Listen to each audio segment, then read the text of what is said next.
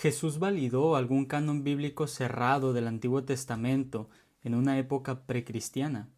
Algunos apologistas protestantes sugieren que esto fue así y se basan en Mateo 23:35 para llegar a tal conclusión. Para que venga sobre vosotros toda la sangre justa que se ha derramado sobre la tierra, desde la sangre de Abel el justo hasta la sangre de Zacarías hijo de Berequías, a quien matasteis entre el templo y el altar. El teólogo protestante F. Bruce defiende el argumento a partir de este pasaje de la siguiente manera. Existe evidencia de que Crónicas fue el último libro de la Biblia hebrea tal como lo conocía Jesús. Cuando dijo que la generación a la que se dirigía sería responsable de la sangre de todos los profetas, derramada desde la fundación del mundo, agregó, desde la sangre de Abel hasta la sangre de Zacarías, que pereció entre el altar y el santuario. Abel es el primer mártir de la Biblia. Zacarías es muy probablemente el hijo de Joiada, quien fue apedreado hasta la muerte en el patio de la casa de Yahvé, porque hablando por el Espíritu de Dios, reprendió al rey y el pueblo de Judá por transgredir los mandamientos divinos. Zacarías no fue cronológicamente el último profeta fiel que murió como mártir. Unos 2 siglos después, un profeta llamado Urías fue ejecutado en Jerusalén porque su testimonio era inaceptable para el rey Joacim. Pero Zacarías es canónicamente el último profeta fiel en morir como mártir, porque su muerte está registrada en Crónicas, el último libro de la Biblia hebrea. Desglosaremos paso a paso el argumento de Bruce y veremos si realmente es tan concluyente como se pretende. La idea de que Crónicas es el último libro de la Biblia hebrea procede de un baraíta judío que quedó fuera de la Mishnah. Este baraíta judío procede de entre el siglo II a finales del siglo III. En este texto conocido como Baba Batra 14a a 15b, Crónicas es puesto al final de lo que más tarde sería conocida como la Biblia hebrea. Lo primero que hay que decir sobre este texto es que no habla expresamente de un canon cerrado. En segundo lugar, el hecho de que esta baraíta no haya sido incluida en la Mishnah significa que para el siglo II el Baba Batra no era una opinión aceptada por todos. El Talmud de Babilonia fue compilado en torno al siglo IV o el siglo V después de Cristo. Para este entonces Baba Batra ya había sido incluido en el Talmud y por lo tanto los judíos podían discutir cuestiones secundarias sobre los libros que ya consideraban inspirados sin tener que dilucidar cuál era el canon de las escrituras. En tercer lugar, el orden de los libros en el Baba Batra no siempre fue fijo, y esto lo demuestran las numerosas fluctuaciones que se encuentran en manuscritos y códices hebreos hasta la Edad Media. Como comenta el erudito protestante David Friedman, en los más antiguos y mejores códices medievales conservados, Alepo y Leningrado, en lugar de encontrarse al final de los escritos, Crónicas está al comienzo de toda esta unidad, convirtiendo así a Esdras, Nehemías en el último libro de la sección y de la Biblia misma. Además, Friedman también señala que el final de Crónicas y el inicio de Esdras Nehemías es una repetición exacta. Esta repetición sería innecesaria si formaran un solo corpus o un solo libro y una sola terminación de la Biblia hebrea. Como continúa señalando Friedman, parecería que la repetición de este párrafo en la Biblia hebrea, aunque quizás sea un desarrollo secundario, apunta a una separación física de los dos libros con el fin de recordar al lector su conexión y al mismo tiempo subrayar un punto de interés e importancia para el compilador. Incluso los padres de la Iglesia, cuando trataron de reconstruir el canon hebreo, aunque no aceptándolo como suyo, no pusieron a Crónicas como el último de los libros de la Biblia hebrea, mucho menos basándose en el texto que dice desde la sangre de Abel hasta la sangre de Zacarías. Como menciona el erudito protestante Edmund Gallagher, lo que está claro es que Jerónimo no relacionó la sangre desde Abel hasta Zacarías con el primer y último libro de la Biblia hebrea. No vincula estos nombres con los contornos de la Biblia hebrea porque no sabe que la Biblia termina con Crónicas. De hecho, ninguna lista cristiana de libros canónicos sitúa Crónicas al final del Antiguo Testamento, ni tampoco lo hace ningún testimonio anterior al siglo XII, judío o cristiano, salvo únicamente la lista talmúdica conservada en Baba Batra 14b.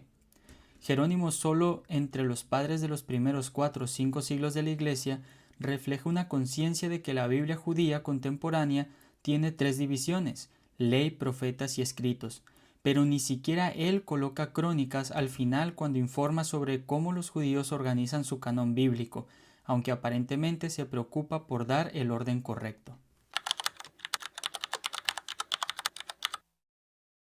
Bruce utiliza el término probablemente para referirse a la identidad del Zacarías mencionado por Jesús como el Zacarías de Segunda de Crónicas 24. La razón de esto es que no está de forma clara a quién se refiere Jesús cuando menciona a este Zacarías, hijo de Berequías. Si bien Bruce, como muchos otros, mencionan a Zacarías, el hijo de Berequías, como Zacarías, hijo de Joiada, han habido otros candidatos propuestos por diferentes exégetas. Uno de ellos se trata del propio profeta Zacarías, ya que en Zacarías 1:1 se le llama hijo de Berequías, que corresponde con el patronímico utilizado por Jesús en Mateo 23:35.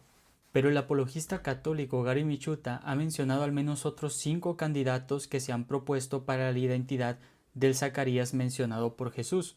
Incluso algunos llegan a hablar de un Zacarías que es contemporáneo a Jesús y que acababa de ser asesinado. La identidad propuesta por Bruce no está del todo desprovista de problemas, al igual que las otras identidades propuestas por diferentes exégetas. El principal problema con la asociación que hace Bruce es el uso del patronímico. Jesús habla de Zacarías como hijo de Berequías, pero en Segunda de Crónicas 24:24 se habla de Zacarías como hijo de Joiada. Algunos replican a este uso del patronímico diciendo que Joiada en realidad era abuelo de Zacarías, pero que en el contexto judío era lícito utilizar el patronímico en referencia al abuelo en lugar del padre. Lo extraño aquí es que Segunda de Crónicas 24:22 también habla de Joiada como padre de Zacarías, utilizando una asociación inversa a la del versículo 24, lo que confirmaría aún más que Joiada era realmente el padre de Zacarías y no solamente su abuelo. El rey Joás no tuvo en cuenta el afecto que le había mostrado Joiada, padre de Zacarías, y mandó a matar a su hijo. Parecería extraño que si Jesús estaba familiarizado con el libro de Crónicas, hablara de Zacarías, hijo de Joiada, como hijo de Berequías, lo cual podría traer confusión a los judíos, ya que asociarían rápidamente a este Zacarías, hijo de Berequías, con el mismo profeta, como se menciona en Zacarías 1:1. Ahora bien, no es necesario comprometernos con identificar a este Zacarías, sea con el profeta o con alguno de los 5 candidatos mencionados por Michuta. Lo único que tenemos que demostrar es que esta interpretación de Bruce carece de un fundamento explícito y claro. La interpretación no es necesariamente consistente y esto ya nos dice que el argumento de Bruce está construido sobre la arena. Ahora bien, otra razón que utilizan algunos comentaristas para demostrar que el Zacarías referido por Jesús es el mismo Zacarías, hijo de Joiada, de Segunda de Crónicas 24, es que Segunda de Crónicas 24 o el libro de Crónicas en general es el último libro de la Biblia hebrea. Pero si Mateo 23:35 se está utilizando para decir que Jesús está haciendo una delimitación canónica, entonces estamos bajo una petición de principio. Si Jesús está marcando aquí una delimitación cuando habla desde la sangre de Abel hasta la sangre de Zacarías, pero para demostrar tal delimitación se tiene que asumir que en efecto existe un canon cerrado y que por lo tanto al hablar de Zacarías está haciendo referencia al último libro de este canon cerrado, simplemente se está razonando en círculos. Para muchos comentaristas, el éxito de la interpretación de que el Zacarías hijo de Berequías es el mismo Zacarías hijo de Joiada depende del supuesto de que ya hay un canon bíblico cerrado y que Crónicas es el último libro de la Biblia hebrea.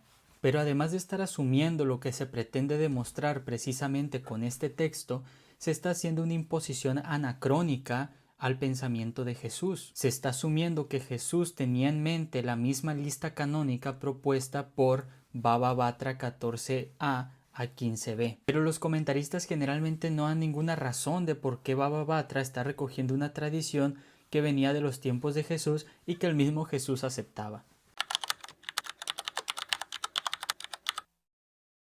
Ni los padres de la Iglesia ni los reformadores más tempranos utilizaron Mateo 23:35 para demostrar los límites de un canon hebreo temprano. Edmund Gallagher dice que el primero en utilizar este pasaje para hacer una delimitación canónica fue un teólogo protestante alemán llamado Johann Gottfried, pero el mismo Gottfried no ofrece ningún precedente para su interpretación. La interpretación de Johann Gottfried pudo haber estado motivada por el hecho de que 3 siglos antes de su nacimiento ya habían diversas imprentas que estaban imprimiendo la Biblia hebrea con crónicas al final, dado que esta forma de la Biblia hebrea ya había sido adoptada por los judíos en general. Y dado que las imprentas estaban colocando a Crónicas como el último libro de la Biblia hebrea, eso pudo haber motivado a Gottfried a asumir que entonces Jesús se estaba refiriendo al último mártir canónico cuando habló de Zacarías, hijo de Berequías. Edmund Gallagher añade: no existe evidencia segura anterior al siglo XII que sitúe Crónicas a final del canon, excepto la lista conservada en Baba Batra 14b. Incluso los manuscritos masoréticos, que a menudo concluyen con crónicas, no mantienen esta secuencia de manera universal. Entonces, ¿qué interpretación deberíamos adoptar para este pasaje? Incluso si asumimos que Jesús se está refiriendo al Zacarías de Segunda de Crónicas, pensar que Jesús está marcando aquí una delimitación haría que se frustre el contexto de sus palabras inmediatas. En el contexto, Jesús está hablando de la sangre de los mártires en general. Después de lanzar unas duras reprimendas contra los fariseos, Jesús dice: mirad, os voy a enviar a profetas, sabios y escribas. A unos los mataréis y crucificaréis, y a otros los flagelaréis en vuestras sinagogas y los perseguiréis de ciudad en ciudad. El versículo 35, que es el que nos interesa, es la continuación de la sentencia del versículo 34. Para que caiga sobre vosotros toda la sangre inocente que ha sido derramada sobre la tierra, desde la sangre del justo Abel hasta la sangre de Zacarías, hijo de Baraquías, al que matasteis entre el templo y el altar. Jesús está diciendo que estos fariseos que asesinarían a los futuros profetas son hijos de los asesinos de los profetas del Antiguo Testamento. El reclamo de Jesús entonces es atemporal, no se está refiriendo a un periodo limitado de mártires entre Abel y Zacarías, porque en el versículo 34 afirma que enviará profetas, escribas y sabios que serían asesinados por los fariseos, es decir, que su sangre también sería vengada junto con la sangre de aquellos profetas entre Abel y Zacarías. El académico protestante H. G. Pels comenta: si la expresión de Abel a Zacarías se refiere a un periodo de tiempo limitado, canónico, del pasado, es decir, a un periodo en un sentido exclusivamente histórico y cronológico, no encaja del todo bien en su contexto inmediato, pues esta interpretación implica que en tal caso solo la sangre de los profetas del Antiguo Testamento será vengada sobre esta generación presente. Pero ese no es el caso. La quinta esencia de todo el pasaje de Mateo 23, 29 al 36 y Lucas 11, 45 al 52 es precisamente que la historia del asesinato de los profetas continúa todavía y está ahora incluso llegando a su culminación. La medida de la iniquidad de los padres está siendo colmada por los hijos.